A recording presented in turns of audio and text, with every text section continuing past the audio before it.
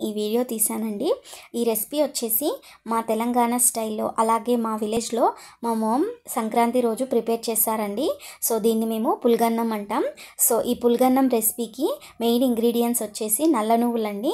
1 cup రైస్కి నేను 1/2 cup నల్ల నువ్వులని తీసుకొని ఈ పులగన్నం రెసిపీని ప్రిపేర్ చేస్తున్నాను. సో నేను రైస్ వచ్చేసి బ్రౌన్ రైస్ని తీసుకుంటున్నానండి. మేము మా ఇంట్లో అయితే బ్రౌన్ రైస్నే యూస్ చేస్తాం.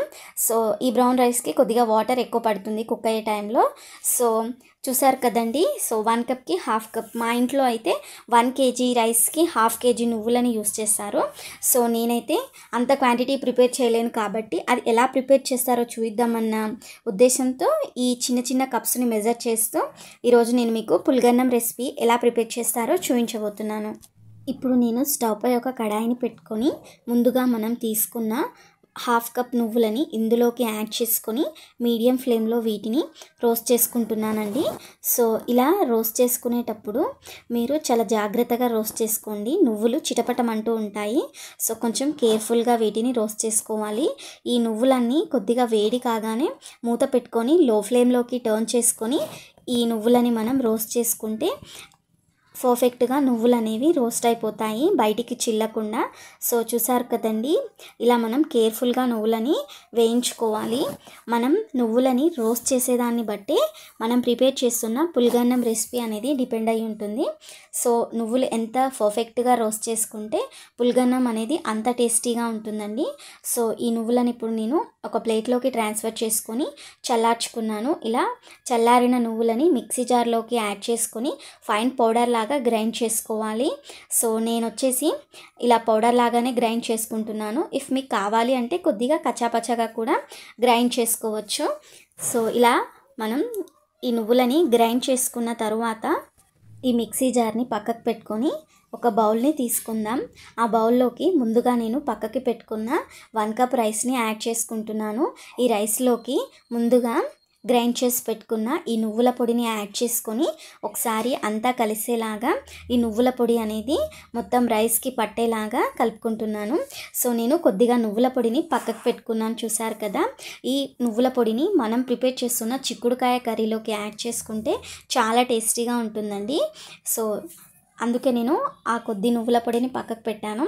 సో ఇలా మనం రైస్లోకి యాడ్ చేసుకున్న ఈ నువ్వుల పొడిని అంతా కలిసేలాగా బాగా మిక్స్ చేసుకోవాలి. సో చూసారు కదండి, ఈ విధంగా కలిపి పెట్టుకున్న ఈ నువ్వుల పొడి ఈ బియ్యంని నేను మూత పెట్టుకొని హోల్ నైట్ పక్కకు పెట్టుకున్నానండి.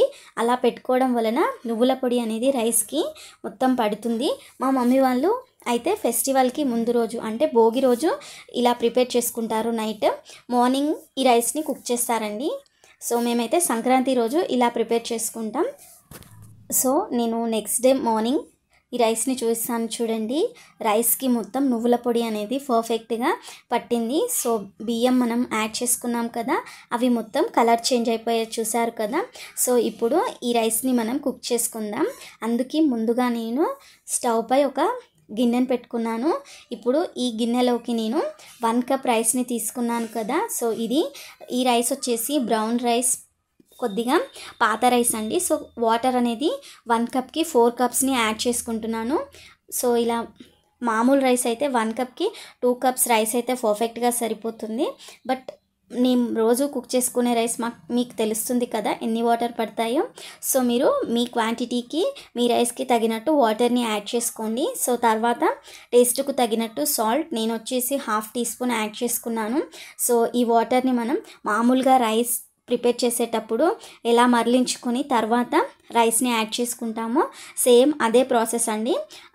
మనం ఆ ప్రాసెస్లోనే వీటిని ప్రిపేర్ చేసుకుంటే మనకి ఎంతో టేస్టీగా పులగన్నం రెసిపీ హెల్తీగా రెడీ అయిపోతుంది.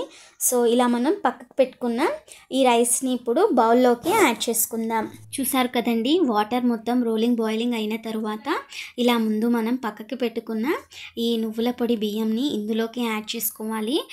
ముందు అయితే మనం ఏం వాష్ చేయాల్సిన అవసరం లేదండి. సో డైరెక్ట్గానే ఇలా వాటర్లోకి యాడ్ చేసుకొని మీడియం ఫ్లేమ్లో కొద్దిగా గ్యాప్ ఇచ్చి మూత పెట్టుకొని మనం వీటిని సేమ్ మనం మామూలుగా రైస్ని ఏ విధంగా ప్రిపేర్ చేసుకుంటామో అలాగే ఈ రైస్ని ప్రిపేర్ చేసుకోవాలి. సో మనం కొద్దిగా నువ్వుల పొడిని యాడ్ చేసాం కాబట్టి మనం మామూలుగా ప్రిపేర్ చేసే రైస్ కన్నా ఒక 5 మినిట్స్ ఎక్స్ట్రాగా పడుతుంది అంతే. ఒకసారి మూత తీసి కలుపుకొని కొద్దిగా గ్యాప్ ఇచ్చి మీకు కావాలి అంటే లో ఫ్లేమ్లో పెట్టుకున్న రైస్ రెడీ అయిపోతుంది. 10 మినిట్స్ తర్వాత ఆఫ్ చేసుకోవచ్చు. బట్ నేనైతే మీడియం ఫ్లేమ్లో పెట్టి ఇలా రైస్ అంతా ఒక దగ్గరికి అయిన తర్వాత లో ఫ్లేమ్లోకి టర్న్ చేసుకొని మూత పెట్టుకొని రైస్ని ప్రిపేర్ చేసుకున్నానండి. సో ఇలా వాటర్ అంతా అబ్జర్వ్ అయ్యేంతవరకు మనం ఈ పులగన్నం రెసిపీని కుక్ చేసుకోవాలి. నేను మీకు చిక్కుడుకాయ కర్రీని కూడా మా విలేజ్ స్టైల్లో ఎలా ప్రిపేర్ చేస్తారో చూపిద్దాం అనుకున్నాను. బట్ నాకు వీడియో తీయడానికి పాసిబుల్ కాలేదండి, చిన్న చిన్న వర్క్స్ ఉండే. సో పులగన్నం రెసిపీ అయితే చూపిస్తున్నాను. చిక్కుడుకాయ యాజ్ యూజువల్గా ప్రిపేర్ చేసుకోండి, బట్ జస్ట్ ఇలా నువ్వుల పొడిని యాడ్ చేసుకుంటే చాలా టేస్టీగా ఉంటుంది. చూసారు కదండి, పులగన్నం రెసిపీ పర్ఫెక్ట్గా రెడీ అయిపోయింది. సో స్టవ్ ఆఫ్ చేసుకొని ఆ మూత పెట్టుకొని ఒక 10 మినిట్స్ తర్వాత ఈ రైస్ని ప్లేట్లోకి సర్వ్ చేసుకుంటే ఎంతో టేస్టీగా మనకి రైస్ అనేది రెడీ అయిపోతుందండి. మనకి వేడిగా ఉన్నప్పటికన్నా ఈ పులగన్నం రెసిపీ కొద్దిగా చల్లారిన తరువాత ఇంకా టేస్టీగా ఉంటుందండి. సో డెఫినెట్గా మీరు ఈ సంక్రాంతికి తెలంగాణ స్టైల్లో ఇలా ట్రై చేసి చూడండి. చాలా టేస్టీగా హెల్తీగా ఈ పులగన్నం రెసిపీని మనం ఇంట్లో ప్రిపేర్ చేసుకోవచ్చు. మోరోవర్ నల్ల నువ్వులే కాకుండా తెల్ల నువ్వులను యూస్ చేస్తూ కూడా ప్రిపేర్ చేయొచ్చు. తెల్ల నువ్వులతో కన్నా నల్ల నువ్వులతో ఈ రైస్ని ప్రిపేర్ చేస్తే చాలా టేస్టీగా ఉంటుంది. అండ్ నేను ఈ రైస్ని కుక్ చేసేటప్పుడు సాల్ట్ని యాడ్ చేశాను కదా, మా స్టైల్లోనే మా వాళ్ళు కొంతమంది స్వీట్ని కూడా యాడ్ చేసుకొని తింటారు, లేదా ఈ చిక్కుడుకాయ ప్లేస్లో పానకం అని ప్రిపేర్ చేసుకొని పక్కన పెట్టుకొని తింటారు. బట్ ఎవరి టేస్ట్కి తగినట్టు వాళ్ళు తింటారు. మేమైతే ఇలా చిక్కుడుకాయ కర్రీతో తింటాం. తెలంగాణ స్టైల్లో సంక్రాంతి స్పెషల్ పులగన్నం రెసిపీని చూసాం కదా. ఇలాంటి మరిన్ని వీడియోస్ కోసం నా ఛానల్ని సబ్స్క్రైబ్ చేయండి, అలాగే పక్కనే ఉన్న బెల్ ఐకాన్ని క్లిక్ చేయండి. And thanks for watching my video.